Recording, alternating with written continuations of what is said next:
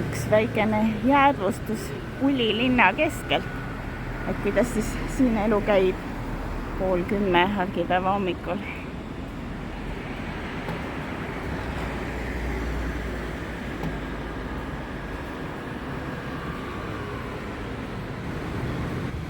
Bank of Taiwan näiks olema see ainuke ATM, kust ma saan raha kätte niimoodi, et ei pea teenustasu maksma.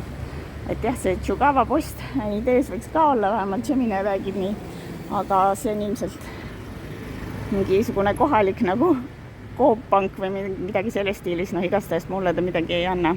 Nii et Bank of Taiwan. Siin näeb ka veits seda Aasia pilti, et kuidas kanu müüakse. Et saad kõige peade ja varvastega. Ja tõepoolest, et tänavaturgudel ma olen näinud ka neid kanavalbaid lihtsalt müügis. Ronisin miski künka otsa. Arvasin, et jõuan Taiwani siis täpselt geograafilise keskmisse. Et äkki see on see koht, aga siis jõudsin hoopis mingisuguse siukse sambani, et geograafiline kese asub hoopis kuskil ristteelsõiduteel. Aga kõrgem vaade ja ootame, mis siis siit paistab. Et see on ilmselt see kant, kus kohalikud käivad rohkem jalutamas ja vaba aega nautimas. Taiwani inimestele, nad töötavad kõvasti, aga neile muidu meeldib matkamas ka käia. Et päris palju on aasta kohalikku rahvast. Ja vaat, seal on miskisugune skywalk vaadete koht. No näe, mõned siin võiblevad hea vaatega. Mis meil siit siis paistab? Seal paistab üks kõrge templi moodi hoone ja tõepoolest see on maailma kõige kõrgem budistlik klooster Shung Taishan. 136 meetrit kõrge ja kuulub budismi harule, mis on saanud oma alguse Jaapani Zennist. Aga vaatame veel Puli linna. Siit vaadates ta on ikka päris suur, päris keskel ja päris mägede vahel. Võtta see kinni, Google Maps valetab või? Igatahes see kaart siin ütleb küll, et see on Center Monument Square, mida ma just äsja vaatasin. Ja see on see Observation Deck, kus ma siin peal jalutan. Et just kui see oleks siis geograafiline kese, et võib-olla seal all tee peal on midagi mugavamat, et inimesed ka näeksid. No igatahes ma olen nüüd mõlemas kohas olnud. Ja siin tuleb siis pikk panoraama, mis ka täpselt ütleb, et mida kus näeb, milliseid tippe. No, Paper Dome. Siin meile käisin. Ja taustal siis nagu see päris elus paistab. Ja siin kuidas kirjad räägivad. No igal juhul tasus ronida.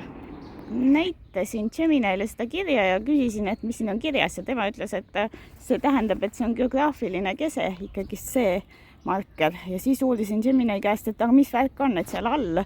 Seal on ju teine mingisugune terasest see konstruktsioon, mis pidavad ka kese olema.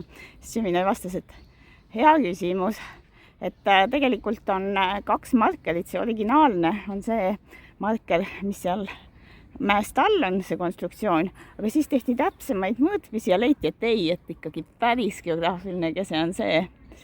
Vot niisugused lood on selle geograafilise keskmega. Et mõtled, et näed ala bussiaknast ära, et sõidad mööda, aga ikkagi päris keskme nägemiseks tuleb ronida mäe otsa. No siin kaardi pealt on näha ka see Taiwan Geographic Center Monument, mis on tee ääres ja Taiwan Geographic Center Monument Trail. Niimoodi on siis tähistatud. Okei. No ja siit lähevad astmeliselt pikad trepid alla. Natuke paremini näha treppide pikkust. No vot, see originaalse keskmäe monument on siin, aga näikselt talle on aedik ümber ehitatud. Et ei saagi päris ligi.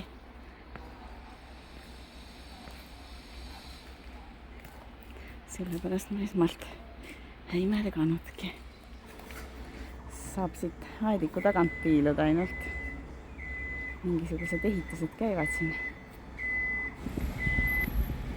Jah, Google Mapsis ringikujuline vaade näitab seda ristmikku, et kui sa seda vaatad, siis võib näe, et kas see ongi siis geograafiline kese, et mingit märki küll pole.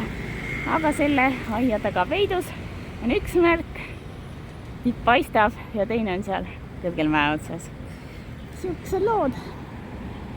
Siinpool sood, aga nüüd Pulist bussiga sõidan täna edasi Ching-Ching farmi.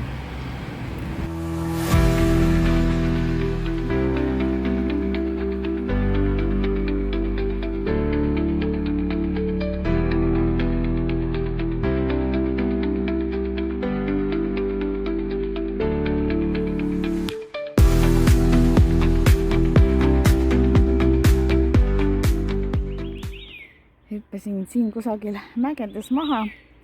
Ching-Ching farmi territoorium, Ching-Chingi ametlik külastus. Külaliste maja peaks siin lähedal asuma. Ja minu külaliste maja asub küll kaugemal, aga ma mõtlesin, et ma teen siin ühe territooriumile jalutuskäigu. Muide, Ching farm, see ei ole päris farm, et on turisti atraktsioon ja võib-olla ka turistilõks, nagu mõned blogijad kirjutavad. No siin on mitu atraktsiooni ja kohe näha, et väga turistimaiguga. Aga mul ei ole täna tegelikult plaanis kusagile sisse minna või neid atraktsioone vaatama. Et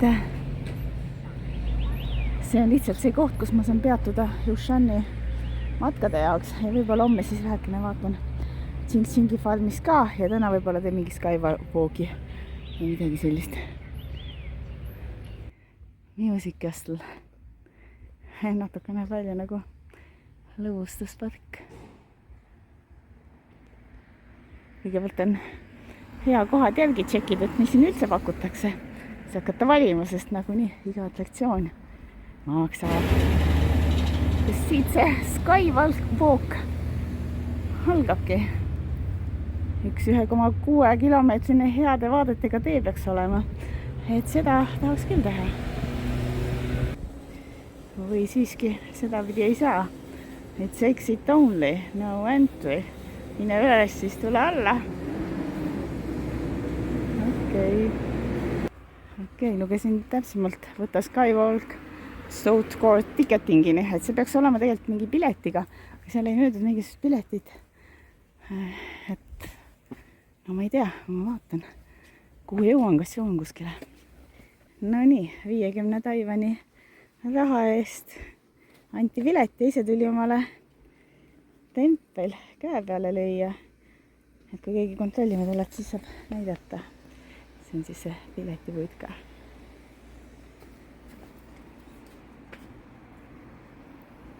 No paistab nagu sõidutee kohale ehitatud tasuline kõnnitee mingite vaatekohtadega ja tõepoolest vaated mägedele siit ka avanevad. See peaks olema kuskil 1700 meetri kõrgusel. Ja nagu hoiatatud infokirjad ütlesid, et sageli on siin udune, nii nagu ka täna. No natukene rohkem vaateid mäge näha ja majasid ja seal taga paistab mingisugune lossike, et see Ching-Ching farm, suulse territoorium või võiks nimetada siis lõbustusparka. Aga sellel on huvitav ajalugu, et pärast teist maailmasõda, kui see KNT parteisi ja tuli, siis osad sõdurid siis pagendati kõrgele Mägismaale ja öeldi, et hakake farmi tegema. Ja sellest on välja kasvanud siis niisugune asi. Aga no see lõbustuspark ja see värk niimoodi käima läks muidugi alles siis, kui see suur maantee ehitati, mis läbi Taiwani läheb. Ja see Ching-Ching farm ise pidavat olema Euroopa stiilis, et sellepärast need kindlusekesed ja lambad ja lehmad ja hobused, keda siin pidavat kasvatatama. Et kindlasti Aasia inimestele on see midagi päris eksootilist, et olevat olnud siin suur 80-ndatel, 90-ndatel, natuke ka täna suur siuke moevärk, et teha kõiki asju nagu Euroopa moodi ja Euroopa stiili. Ühesõnaga, kui see maantee sealt alt, mis läheb, ehitati, siis sellest sai suur turistiatraktsioon. Aga ma kujutan ette, et mina, kes ma olen nagu Eestist pärit ja Euroopas üsna palju rännanud, et see hobuste ja lammaste vaatamine väga mulle midagist ei anna. Aga ma ei tea, kui on lihtsalt ilus koht jalutada, siis vaadata võib ikka, et ega ta on nii metsikult palju ka ei maksa. Vahepeal Skywalk hakkab juba pisut rohkem taeva teekonda meenutama. Inimesed leiavad siin, et on paras mõnus koht selfisid teha ja ikkagi mingisugused vaated ka. Seletatakse, mis mägesid kauguses näha on ja kui kõrged. 3358. Ja see on siit, mis paistab nendest kõige kõrgemad ja peaks olema siis sealpool. Et see on siis nüüd Taiwani keskmäestik ja öeldakse, et see on kõige kergemini ligipääsetav mäestik, et nagu näha, ma lihtsalt bussiga sutsti sõitsin kohale, kui bussiga teisega sutsti edasi sõita, siis oled üle 3000 meetri, need bussid viivad sind kohe välja ja siis natuke jalutad ja oledki seal, ma ei tea, mingi 3400 peal. Ega see bussidega sutsti kuskile sinna Hushani piirkonda ei ole nii lihtne minna. Et asi selles, et ainult 3 bussi sõidab ja need on need minibussid ja kohad lähevad jube kiirelt täis ja ma alles täna hommiku avastasin, et tegelikult kui sa tahad sinna mägede matkade juurde minna, siis vähemalt 7 päeva enne tehakse see pileti planeeringusüsteem lahti ja siis üks päev enne pannakse kinni või siis, kui kohad täituvad. Nii et ma väga viimasel tunnil avastasin, et et buss peaks pileti veedist tellima, et saaks kuskile kaugele Hushani poole minna. Siis kujuneski niimoodi, et homme ma olen siin selles kandis paigal, sest ma ei saanud mõistlikke bussipileteid. Ülehomme, siis päeval pärast seda, siis ma sain bussipiletid, küll väikesed lühikesed jupid, aga ma ikkagi üritan ka tulevatel päevadel paar mägisisemat väikest matka teha. No näe, lambukesed näen täitsa ära.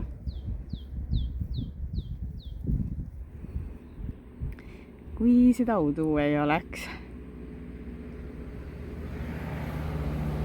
see oleks päris ilus. Põhimõtteliselt võid sellele Skywalkile poole pealt ka peale tulla ja poole pealt maha minna. Et kui sa seda täismaad 1,6 või 1,8 kilomeetrit ja suhteliselt nagu kohati ülesmäge, kui hakkad seda pidi tulema nagu mina. Kui sa täismaad käia ei viitsi, siis saad poole pealt maha astuda ja Ching farmi minna või siis bussi peale minna ja sõita kuhu vaja. Ja mis puudutab bussi, siis üks vanaproua siin praegalt just tuli patsutas mulle enne õlale, kui kaamera siin välja võtsin ja ütles, et we took the same bus. No ilmselt siis Pulist tulime sama bussiga, aga tema sõitis mõned peatused kaugemale, et siis ülevalt alla hakata jalutama, et seda pidi oleks lihtsam minna. Aga ma muidugi see inimene, kes mõtleb, et miks lihtsalt, kui saab keerulisemalt ka. Minu täpselt minu majutuskoht lihtsalt asub üles mäge. Sükesed vaated. Eksootiline vaade Aasia inimestele, lambad ja kaugemal seal üks hobune. Ja siin teisel pool on eksootiline vaade Lammedamaa inimestele ehk eestlastele. Mäed. Oleme täpselt need mäed, mida ma näen. Siin on Nengao Mountains ja nad asuvad siis Huliani ja Nantao maakondade piiri peal. Ja põhiline nende Nengao mägede tipp on 3262 meetrit, Peak of Nengao. Ja nagu ma ütlesin, keskmäestiku osa on need. Ja Jaapani okupatsiooniperioodi ajal kokku kutsuti seda Hushani põhilist tippu, kus ma käisin, siis kõrguselt teist mäge. Hushan kutsuti 3 Taiwani kõrguseks või tipuks. Skywalki lõpp, Ching Skywalk. Aga see on kaval. Öeldi, et kui ma ei taha osta piletit sinna Ching Farmi, mis maksab 270 raha, mida ma ei tahtnud, et siis ma pean tagasi minema. No eks ma siis lähen nüüd tagasi, et olla väga lihtsam minna. No okei, siit poole pealt sain nüüd välja hüpata. Kõrgem sissepääs Ching Farmi. No, see on nüüd täitsa kindlus kohe. Marble Villa. Ilmselt siis see ongi minu majutuse maja. Päris uhke näeb välja. Juhuitšid, nüüd hakkame nautima. Your room is VIP. 4 ööks võtsin sellise. Ja ma ei leidnud oma arvest mingit odavant majutust, kui maksta mingisugune 2000 kohalikku raha öö eest ehk kokku 214 eurot. No tegelikult 4 öö eest väga normaalne hind. Ja siis ainuke ruum, mis ma sain, oli selle VIP ja naisterahvad 2 tükki all tükk aega kohmitsisid ja otsisid, et millist tuba mulle anda ja mis mu booking on ja nad vist ei olnud booking.com-i nende planeeringutega varem tegelenud, igatahes nad midagi ei teadnud. Ja siis küsisid, et kas on okei, kui me võtame krediitkaardi pealt 8000 kohalikku raha maha. Mina kalkuleerin ümber eurodesse, et ja 214 eurot umbes, et see summa, mille eest ma planeerisin, et ma teadsin, et siuke summa on, muidugi on okei. Et Euroopas 50-60 eurot töö, see oleks nagu päris odav nagu. Sellest võid mõnes paremas kohas saada lihtsalt nalivoodi. Aga siin on nagu väga ilusate vaadetega, kui seda udu ei oleks, väga ilusate vaadetega. Õdu ja mõnusalt jahe tuba ja ei, ma olen väga rahul.